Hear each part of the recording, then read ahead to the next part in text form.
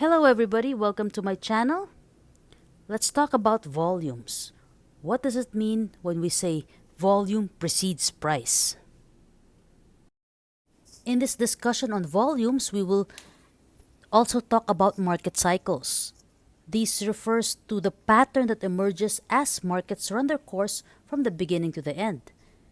It includes a bull market where stock prices are rising and the market sentiment is positive, and the bear market where stock prices are falling and the market sentiment is negative.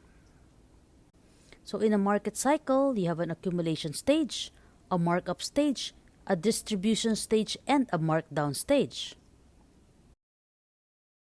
A markup stage may be composed of an average of 4 to 5 bases, or in extreme cases 6 bases. In a markdown stage, we also have the same 4 to 6 bases on the way down. Keep this in mind as we discuss volume and how it affects prices. So what is volume? Volume refers to the number of shares that have exchanged hands in the market. To see the volume for the day, click on the volume indicator on the price chart. Volume is important when studying price action because it reveals many things. It measures the amount of interest in the stock. It indicates the strength of a move in any direction. It also indicates the stock's liquidity, which means how easily a stock can be bought or sold in the market without causing price to move drastically in any direction. Take a look at the volume bars at the bottom of the chart and you see a sudden spike in volume on a particular day. This could mean a number of things. It is possible that the company itself is buying back its shares, especially if they have a buyback program. There could also be institutional buying, or there could also be public speculation based on some fundamental developments. For example, there might be exceptional income, company turnaround, or speculations of mergers or acquisitions. Volume precedes price means that a significant change in volume indicates market interest that will likely translate to significant price movements. In the chart shown, the stock had very low daily turnover for 10 years. There were even days when there were less than 10,000 shares traded.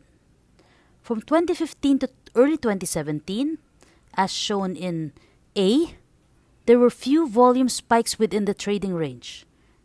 The average daily volume slowly increased, averaging around 200,000 shares during the period. Accumulation may well have been taking place at the price range. On February 13, 2017, there was a huge surge in volume as the day saw 27 million shares traded at point B. For the month of February 2017, the total volume traded is 10 times its average monthly volume for the past 2 years.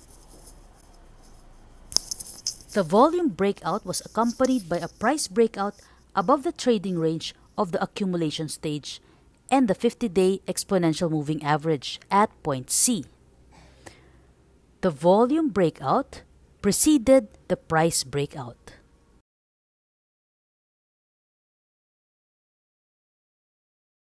In the ensuing uptrend, the trend is strong if the volume is high on up days and low on down days. The chart shows the uptrend that followed the price breakout above the accumulation stage. After point B, the volume retreated as price was inside the trading range in base 1. When price broke above base 1, there was a surge in volume that exceeded the volumes during base 1.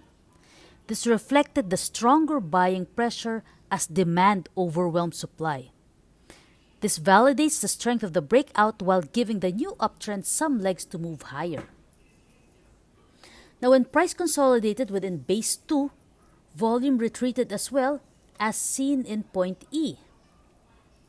The low volumes during consolidation shows that trend traders are holding on to their shares while short-term traders are selling shares at consolidation but are buying back at the bottom of the range in order to ride the next leg up.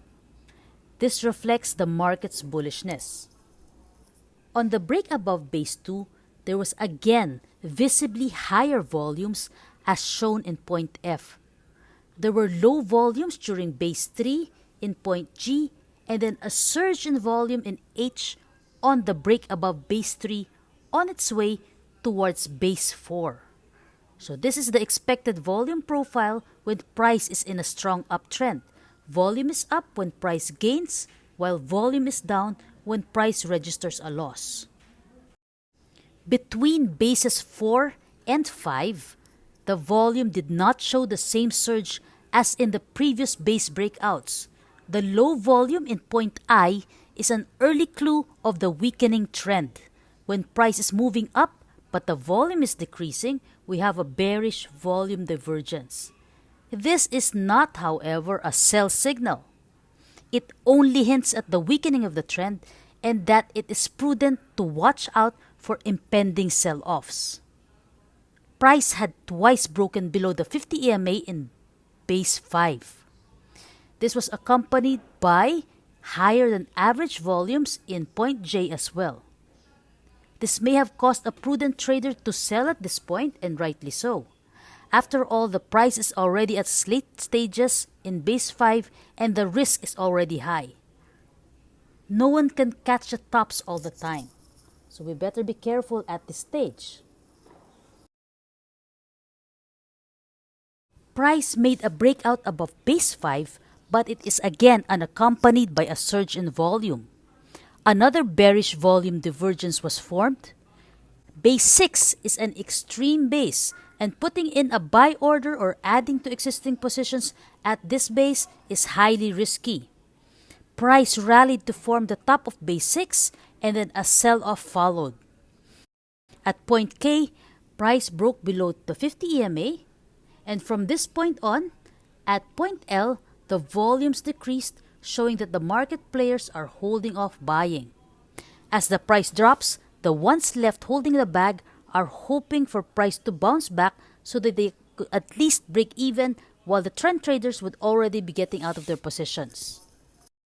In a downtrend, the volume should be heavier during days when the price registers a loss and lighter on days when the price registers a gain.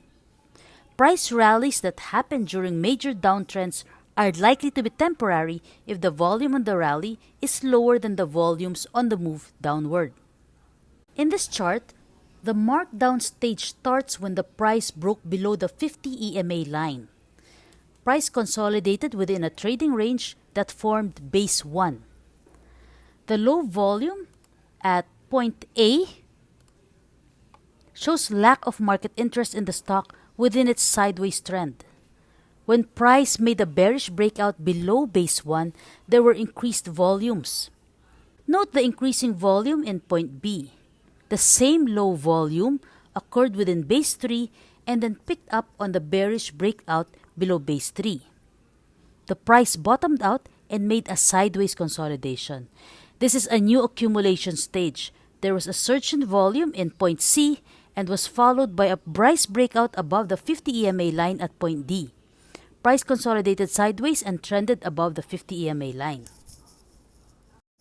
What happens when volume and price are moving in different directions? Volume divergence occurs when price makes a higher high but the volume does not increase. In an uptrend, this is an alert that the buying pressure is dropping.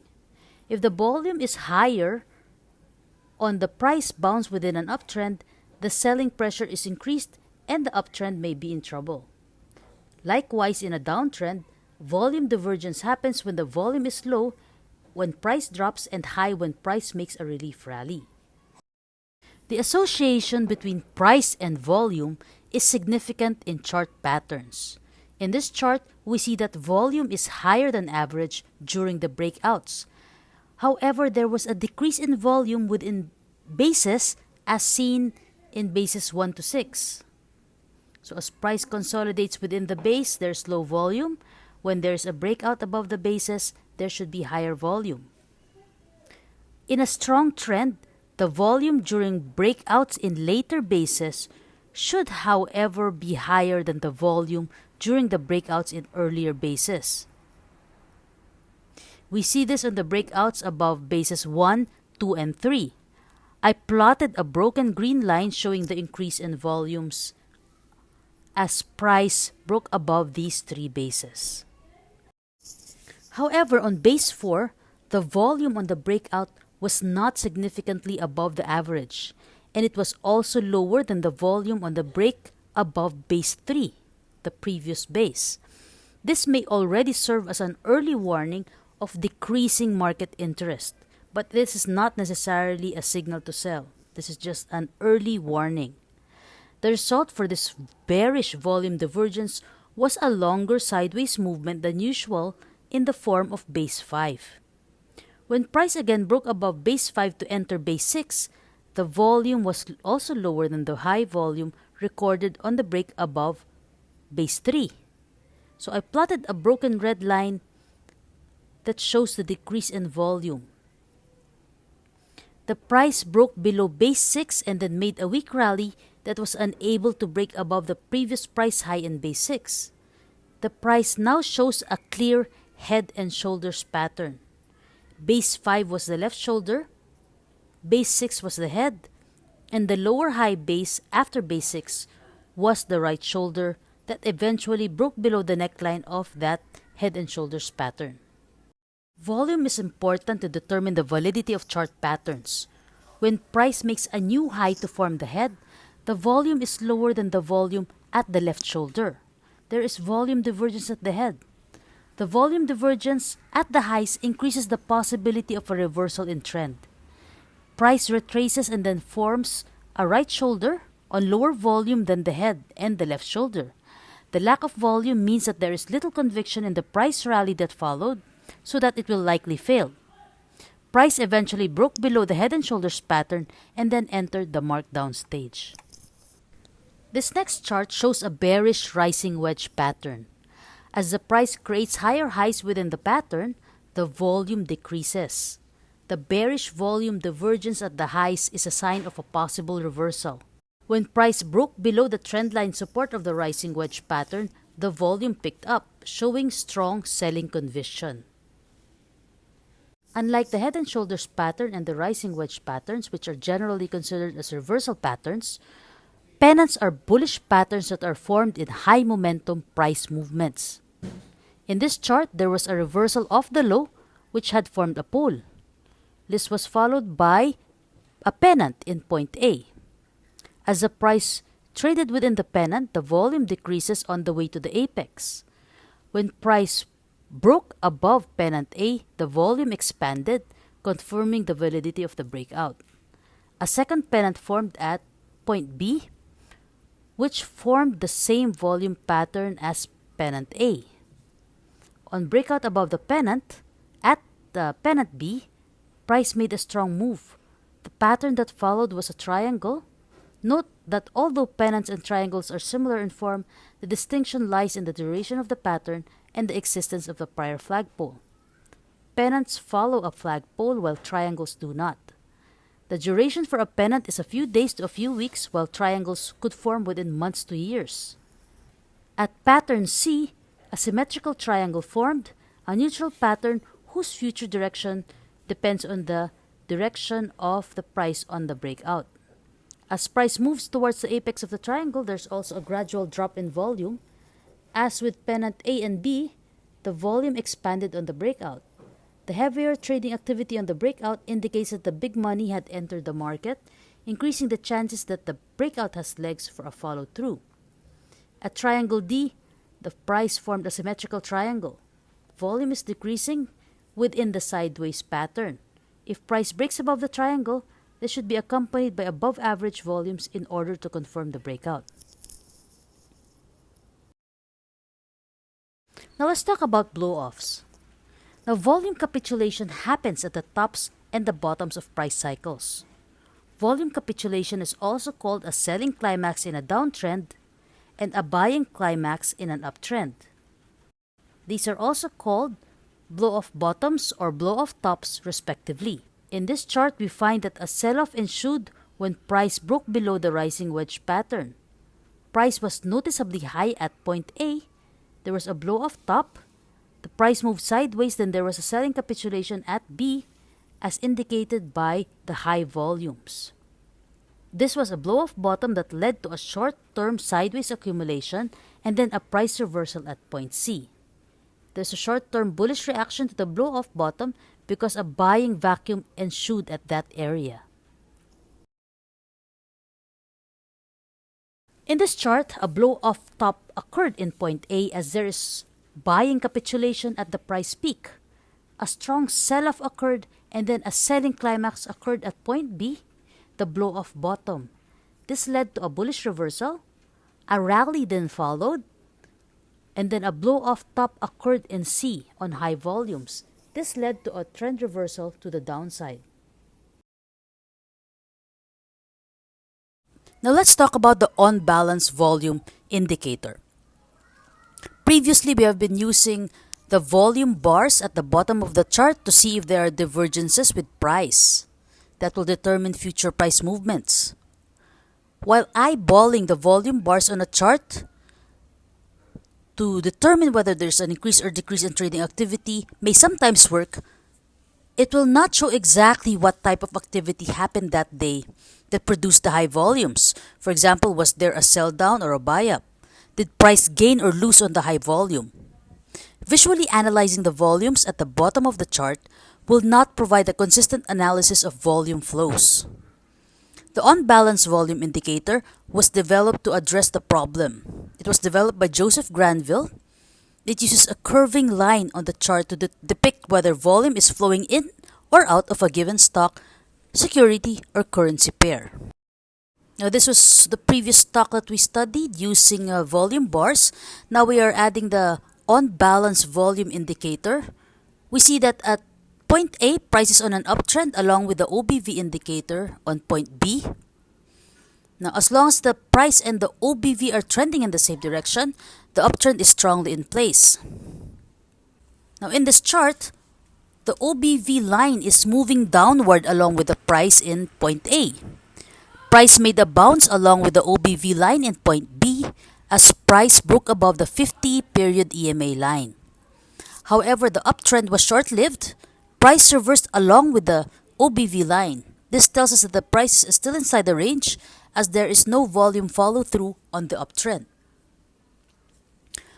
While the OBV line moves in the opposite direction as price, there is a divergence and a trend reversal may happen. The following chart shows a bullish divergence between the OBV line and price. The price at point A is making lower lows, but the OBV line on point B is on an uptrend. This is a sign of possible accumulation. What followed was an uptrend in both price in point C and the OBV line in point D. Next chart shows a bearish divergence between the OBV line and the price. The price in point A had been making higher highs while the OBV line had been trending downward in point B. This is a bearish divergence that tells us that the price rally is not supported by an increase in volume. The result was a trend reversal from uptrend to downtrend in point C as the OBV line continued to trend downward. Today we studied the importance of volume, the meaning of volume precedes price, the study of volume with respect to market cycles, how to use the OBV indicator to predict price reversals. We also talked about volume capitulation and blowoffs.